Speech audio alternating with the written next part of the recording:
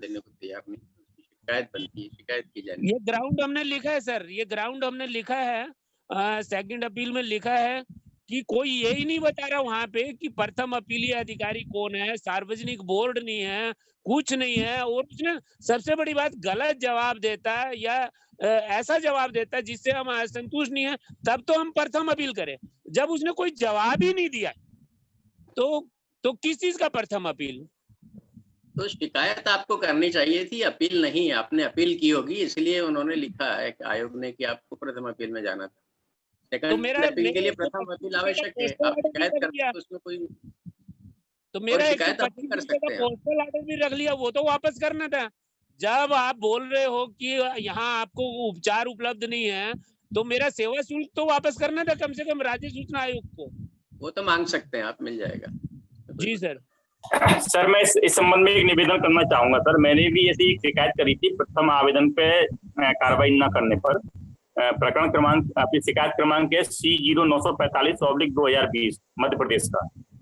इसमें माननीय आयुक्त महोदय द्वारा ये निर्णय दिया गया कि माननीय उच्च न्यायालय बॉम्बे खंडपीठ पणजी ने अपील याचिका क्रमांक 307/2011 रिजर्व बैंक ऑफ इंडिया के विरुद्ध श्री रूई परेरा एवं अन्य में पारित निर्णय दिनांक 28/7/11 में यह न्यायिक दृष्टांत प्रतिपादित किया है कि जब तक सूचना का अधिकार अधिनियम 2005 की धारा 6, 7 एवं 19 में वर्णित प्रक्रिया अर्थात अपील प्रस्तुत किए जाने का लाभ नहीं ले लिया जाता, तब तक सूचना आयोग को धारा 18 के अंतर्गत शिकायत पर संज्ञान लेना अनुमत नहीं है।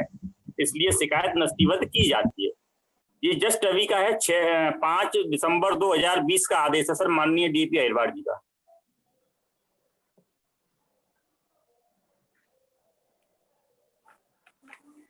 शिकायत किस आधार पे खारिज की, एक लाइन में बता सकते हैं?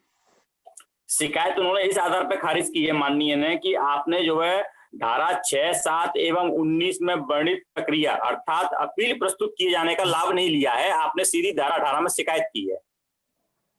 ये तो गलत है। अगर आपने जो शिकायत की है वो चीजें धारा 18 के तहत शिकायत के दायरे में आती है तो उसका संज्ञान लिया जाना चाहिए, उस पर निर्णय दिया जाना चाहिए। और माननीय बॉम्बे खंडपीठ के एक निर्णय है 307/2011 रिजर्व बैंक ऑफ इंडिया विरुद्ध रूई परेरा, इसका उन्होंने हवाला दे दिया है सर, 2011 का निर्णय। अब सर ऐसी स्थिति में कहाँ जाए? वो तो सर 180 पेज की जानकारी को भी बृहद जानकारी कह के आवेदन देते हैं। नहीं सुनिए राजेश जी, जी ये बताइए कि आपने धारा 18 की जो शिकायत की है जी, वो मतलब प्रथम अपील, क्या आपने जब 30 दिन का समय भी आपका व्यतीत हो गया होगा जब आपने पहला आवेदन लगाया होगा, तो प्रथम अपील क्या आपने 30 दिन के बाद की कि नहीं की? नहीं की सर, प्रथम अपील नहीं की। नहीं, एक मिनट, तो ये गलत है ना। आपको अपीली प्रक्रिया का पालन करना पड़ेगा और साथ में आप धारा 18 की शिकायत भी करें। जैसे अब यहाँ पे आपने धारा 18 की शिकायत की तो उनको आप सूचना आयुक्त को ये बताते कि साहब हमने देखिए हमने अपील भी की हुई है, प्रथम अपील भी हो गई है, द्वितीय अपील भी यदि टाइम उसका भी होगा तो आप द्वितीय अपील का भी मतलब उस हिसाब से आप द्वितीय अपील भी करेंगे अगले 45 डेज के बाद यदि प्रथम अपील में निराकरण नहीं होता है। सर तो अपीली प्रक्रिया का आप बिल्कुल पालन करें। सर 9 अक्टूबर मतलब 9/10/2020 को हमने 6 का आवेदन दिया था। उस आवेदन को लोक सूचना अधिकारी द्वारा जो है वापस कर दिया गया, मूलतः आवेदन ही, और उसके संदर्भ में हमने 3/11 को शिकायत करी थी सर। इसलिए मतलब क्या है कि अपील का तो अब समय आ रहा था। अच्छा ठीक है, बिल्कुल सही बात है। ये दूसरा मामला है। फिर हमारा मतलब है कि मतलब ये जो है सर सामान्य मामले में भी एक दिक्कत ये रहती है कि 2 साल बाद अगर अपील में जानकारी मिल भी जाए 2 साल पहले की, तो वो आपके लिए उपयोगी नहीं होती है सर। उतना उत्साह, उतना मोरल, इतनी ज्यादा 2 साल पहले की अगर वो आयोग जाके मेरे को 2 साल बाद में वो जानकारी मिलेगी भी तो मैं उसके लिए सेकंड अपील में जाऊंगा क्यों? मैं तो उस समय बल्कि शिकायत के बाद एक नया आवेदन लगाऊंगा और मैं तो यही बोलूंगा कि सर आपके शिकायत में अगर निर्णय मेरे पक्ष में आता है तो मैं जानकारी ले लूंगा, और ऐसे भी अगर आपका निर्णय मेरे पक्ष में है तो ऑटोमेटिक ही मेरा रूल फुलफिल हो जा रहा है। तो धारा 18 फिर वही बात आ जाती है कि फिर वो कोर्ट ही बीच में आ जाता है। जैसे गांधी सर ने कहा है कि कानून पे अपन को जाना पड़ेगा, लेकिन फिर कोर्ट कानून तो वही बोल रहा है ना, धारा 18 में जानकारी दिलवाए जाने का प्रावधान नहीं है कोर्ट के अनुसार। कोर्ट कहती है कि धारा 18 में जानकारी वो नहीं दिलवाई, तो सूचना ना दिलाए लेकिन विनिश्चय को तो दे सकता है। प्रथम अपील और द्वितीय अपील करनी पड़ेगी, उसके दस्तावेज धारा 18 में संलग्न करने होंगे जब धारा 18 की सुनवाई होगी। नहीं ऐसा नहीं है भाई, धारा 18 की शिकायत तो आपने यहाँ पर इसलिए की कि आपका आवेदन ही नहीं लिया गया, वापिस हो गया। लेकिन तो ये तो दूसरा बैकग्राउंड माननीय है। आयुक्त महोदय का यही कह रहा है कि आपने जो प्रथम अपील और द्वितीय अपील के दस्तावेज इसमें संलग्न नहीं किए हैं शिकायत में, तो उनको आप लिख करके भेजिए कि साहब जब हमने प्रथम अपील द्वितीय अपील का मौका ही नहीं आया, जब हमारा आवेदन ही स्वीकार नहीं किया गया, सामने वाले ने वापस कर दिया, तो हम कहाँ से करेंगे प्रथम और द्वितीय अपील। उनको आप बताइए कि मामला यहाँ पर इस तरह से है, और नहीं करते हैं तो फिर वही है, हाई कोर्ट हर चीज में जाना पड़ेगा। सूचना का अधिकार हाईकोर्ट के लिए नहीं बनाया था, ये सूचना आयुक्त महोदय इसका पालन करवाएं इसके लिए बनाया गया था। और जब आपने अभी बताया कि जब मानवाधिकार आयोग मानवाधिकारों का सुनवाई करता है, महिला आयोग महिला की सुनवाई करती है, तो फिर सूचना का अधिकार का तो राजेश जी उसका समाधान हम लोगों ने बता दिया है कि गांधी सर ने और जो हमारे एक्सपर्ट हैं, जो हमारे मार्गदर्शक हैं, उन्होंने वो जो लीगल नोटिस का कॉन्सेप्ट लाया है, तो हर जिले से आप लोग लीगल नोटिस भिजवाइए ना। परेशानी क्या है, आज हम 4 महीने से अधिक का समय हो रहा है, हम लोग सिर्फ बात कर रहे हैं। हम अभी सूचना कि 180 पेज की जानकारी को बृहद जानकारी बोल के मेरा आवेदन रद्द कर दिया। बोला आप 1 साल का आवेदन लगाइए। सुनिए पहले गांधी सर क्या करें।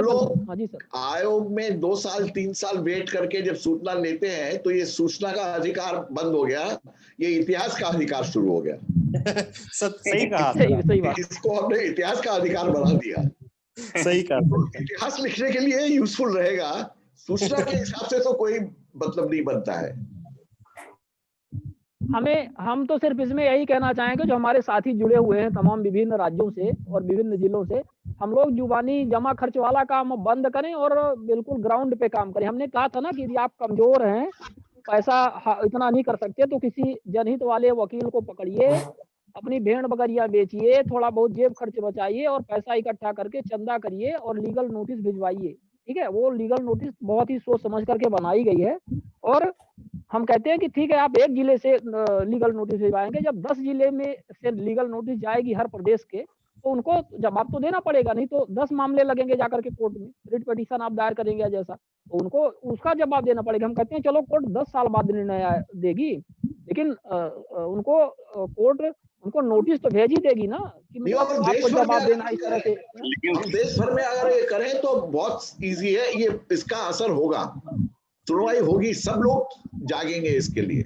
सर मेरा ये निवेदन था कि मुझसे तो व्यक्तिगत एक तरह से जैसे चिढ़ने वाली बात होती है, उस तरह से माननीय आयुक्त महोदय चिढ़ गए हैं। अभी मेरी 13 तारीख को एक सुनवाई थी, मैंने निवेदन किया कि सर ये जानकारी मात्र 180 पेज की है, मुझे कार्यालय लोक सूचना अधिकारी द्वारा बताया गया है। तो बोले नहीं 180 पेज की जानकारी है, लेकिन 10 साल की है तो बृहद जानकारी है, इसलिए आपको अपील आपकी स्वीकार नहीं की जाती है। मैंने कहा सर 180 पेज बृहद जानकारी हो गई। बोले हाँ मैंने बोल दिया ना आपको है, तो आप हाईकोर्ट जाइए। तो हाई कोर्ट और केरला का आदेश भी है, जबकि तो हाईकोर्ट ऐसे 180 पेज बृहद जानकारी नहीं, तो ये तो गलत है। यदि वो ऐसा कर रहे हैं तो उनको ऐसा नहीं करना चाहिए, क्योंकि जब पीआईओ ही कह रहा है जानकारी देने के लिए, तो वो ऐसा वो नहीं कर सकते। पर ठीक है, होता है, व्यक्तिगत हो सकता है कि ऐसा हो सकता है, हम कुछ कह नहीं सकते। होती है वहां जी रसीद कटाइए 100 रुपए की, उसमें भी मुझे 3 महीने हुए जानकारी नहीं दे रहे सर। अब हम किससे से जानकारी लेंगे? फिर बोले आप हाईकोर्ट जाइए।